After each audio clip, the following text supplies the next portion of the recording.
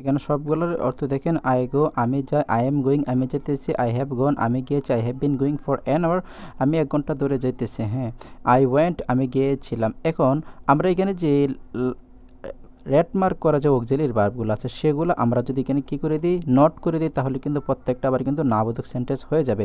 আমরা জানি এখানে আমরা যে টেন্সের যে 12টা যে স্ট্রাকচার আমরা দেখছিলাম, আমরা জানি আমরা কি বলছিলাম, এই টেন্সের এই 12টা স্ট্রাকচার দিয়ে আমরা যদি ইংরেজিতে কথা বলি, আমরা জানি আমরা টোটাল 80% আমাদের ইংরেজিগুলো কমপ্লিট হয়ে যায়। তাহলে এখানে কি আসতেছে, আই গো আমি যাই, আই ডোন্ট গো আমি যাই না, আই এম নট গোয়িং আমি যাইতেছি না। এখানে এম এর পরে যদি আমরা যদি একটা নট বসিয়ে দিই তাহলে কিন্তু সেন্টেন্সটা কিন্তু নাবোধক হয়ে যাচ্ছে। তাহলে কি হইতেছে, আই এম নট গোয়িং আমি যাইতেছি না, আই হ্যাভ নট গন আমি গিয়েছি না, I have not been going for an hour আমি 1 ঘন্টা ধরে যাইতেছি না, আই ডিডন্ট গো আমি গিয়েছিলাম না, আই ওয়াজ নট গোয়িং আমি যেতেছিলাম না, আই হ্যাড নট গন আমি গিয়েছিলাম না, I had not been going for an hour আমি 1 ঘন্টা ধরে যাইতেছিলাম না, আই উইল নট গো আমি যাব না। যদি বলি আই উইল গো আমি যাব, I will not be going আমি যেতে থাকবো না, I will not have gone আমি গিয়ে থাকবো না, I will not have been going for an hour আমি 1 ঘন্টা ধরে যাইতে থাকবো না, কিংবা 1 ঘন্টা ধরে যাইতে থাকবো না। এখন দেখেন কোনো বাক্য শেষে যদি লাইক লাম পান সবসময় মনে রাখবেন এটা ফার্স্ট টেন্স, এবং কোনো বাক্য শেষে যদি ব দেখেন তাহলে মনে করবেন এটা ফার্স্ট টেন্স। যেমন আমি গিয়েছিলাম, আমি এসেছিলাম, আমি খাইতেছিলাম, আমি ফুটবল খেলেছিলাম, সবটি বাক্য শেষে লাম আছে তো বুঝতে হবে এটা ফার্স্ট টেন্স। এবং কোনো বাক্য শেষে যদি ব থাকে, যেমন আমি যাব, আমি আসবো, আমি খাবো, তাহলে বুঝতে হবে সেটা হলো ফিউচার টেন্স। ওকে, এখন তাহলে আপনারা বুঝতে পারতেছেন এখানে সবগুলো কিন্তু হা বোধক সেন্টেন্স আছে। আমরা আবার যদি না বোধক সেন্টেন্স তৈরি করতে চাই আমরা কী করবো, জাস্ট খালি বাক্যর শেষে এখানে সাবজেক্টের পরে যদি আমরা কিন্তু নট দিয়ে দিই তাহলে কিন্তু এটা না বোধক সেন্টেন্স তৈরি হয়ে যেতেছে। এমনকি আমরা এখানে যেগুলো সাবজেক্ট দেখতেছি, যেমন আমি এখানে আই অর্থ আমি, উই অর্থ আমরা, ই অর্থ তুমি, ই অর্থ তোমরা, দে অর্থ তারা, হি অর্থ সে, এগুলো যে আমরা যদি এখানে পরিবর্তন করি তাহলে কিন্তু অর্থগুলো আবার পরিবর্তন হয়ে যেতেছে। এই উই গো আমরা যাই, উই আর গোয়িং আমরা যাইতেছি, উই আর নট গোয়িং আমরা যাইতেছি না, উই হ্যাভ গন আমরা গিয়েছি, উই হ্যাভ নট গন আমরা গিয়েছি না। যেমন আমি বললাম আমি যাব, আই উইল গো, আমি যদি বলি আমি যাব না, আই উইল নট গো, আমি বলি আমি কি যাব, উইল আই গো, উইলটাকে যদি আমরা সাবজেক্ট আগে নিয়ে আসি তাহলে কিন্তু আমরা অনেক সেন্টেন্স তৈরি করতে পারবো। উইল নট আই গোয়িং আমি কি যাইতে থাকবো না, সরি হ্যাঁ, will not I B going আমি কি যাইতে থাকবো না।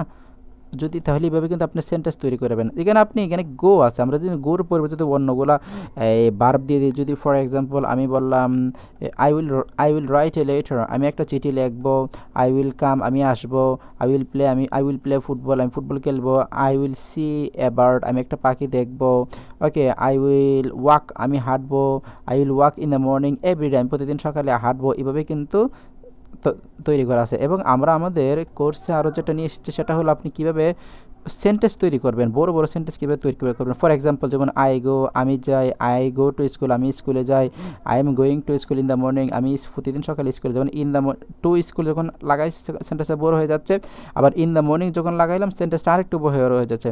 I go to school in the morning everyday আমি প্রতিদিন সকালে স্কুলে যাই, I go to school in the morning everyday for you আমি তোমার জন্য প্রতিদিন সকালে স্কুলে যাই। তাহলে দেখেন এখানে টু স্কুল শব্দটা বসালাম, আবার ইন দ্য মর্নিং শব্দটা দিয়ে আরও সেন্টেন্স বড় করলাম, এভরিডে দিয়ে সেন্টেন্সটা বড় করলাম, ফর ইউ দিয়ে সেন্টেন্সটা বড় করলাম, তাহলে কিন্তু এখানে অনেক সেন্টেন্স হয়ে যাচ্ছে। তাহলে আমরা এখানে দেখিয়েছি কীভাবে বড় বড় সেন্টেন্সটা কীভাবে বড় করতে হয়। যেমন ফর এক্সাম্পল যেমন আই স্পিক আমি কথা বলি, তো আই স্পিক ইংলিশ আমি ইংরেজিতে কথা বলি, তো ইংরেজির শব্দটা আসছে কিন্তু আরেকটা শব্দ সেন্টেন্সটা বড় হয়ে গেছে। I speak English in the morning আমি সকালে ইংরেজিতে কথা বলি। ফরটা বললাম I speak English in the morning everyday আমি প্রতিদিন সকালে ইংরেজিতে কথা বলি। পরটা সেন্টেন্সটা আর একটু বড় করলাম, ফর ইউ দিয়ে I speak English in the morning everyday for you আমি তোমার জন্য প্রতিদিন সকালে ইংরেজি কথা বলি।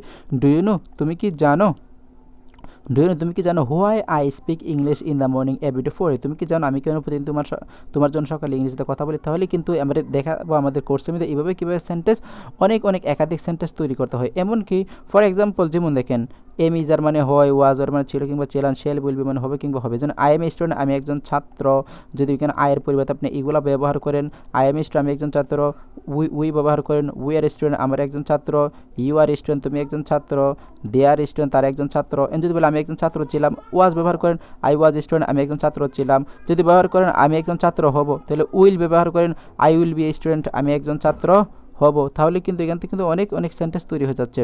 এখন দেখেন এখানে আপনি এই স্টুডেন্টের পরিবর্তে আপনি এখানে এই সবগুলো ব্যবহার করতে পারবেন। আর এখানে যে আই সাবজেক্ট আছে, আই সাবজেক্টের পরিবর্তে আপনি এখানে এইগুলো ব্যবহার করেন, তাহলে কিন্তু সেন্টেন্স তৈরি হয়ে যাবে। তাহলে বুঝতে পারতেছেন, যদি বলি আই এম নট স্টুডেন্ট আমি একজন ছাত্র না, আই এম আই স্টুডেন্ট আমি একজন ছাত্র, এম নট আই স্টুডেন্ট আমি একজন ছাত্র না, তাহলে কিন্তু সেন্টেন্স তৈরি হইতেছে।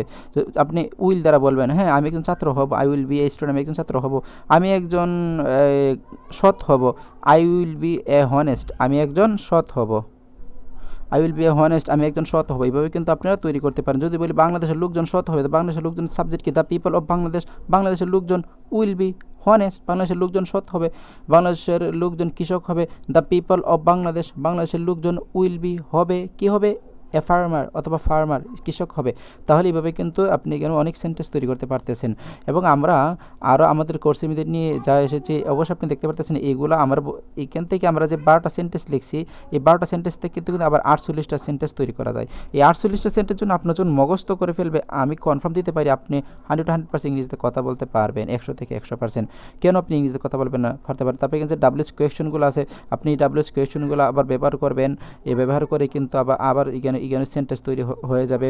তাহলে দেখুন এখানে আমি বললাম এখানে গো, প্রত্যেকটা গোর স্থানে যদি আমি যদি এখানে অন্য সাবজেক্ট বসাই, যেমন ফর এক্সাম্পল আমি ডু অর্থ করা, যেমন বললাম আই ডু দ্য ওয়ার্ক আমি কাজটি করি, I am doing the work আমি কাজটি করতেছি, I have done the work আমি কাজটি করেছি, I have been doing the work আমি কাজটি করতেছি ফর অ্যান আওয়ার 1 ঘন্টা ধরে, I will do the work আমি কাজটি করব, I will not do the work আমি কাজটি করব না, সে অর্থে কিন্তু চলে আসতেছে। যাই হোক, তাহলে আমরা আমাদের এই ক্লাস আমরা যতটুকু বোঝানোর চেষ্টা করি সেটা হলো আপনি কীভাবে অতি অল্প সময় এবং অতি দ্রুত কীভাবে ইংরেজিতে কথা বলতে পারবেন। এবং আমাদের কোর্স ফি কিন্তু এত বেশি নিচ্ছি না, এবং আমি ক্লাসটা খুব দ্রুত করার বোঝানোর মাধ্যম হলো, কারণ হলো আমরা জানি অ্যাড কিন্তু সবাই বেশি দেখতে চায় না, খুব অল্প দেখতে চাই।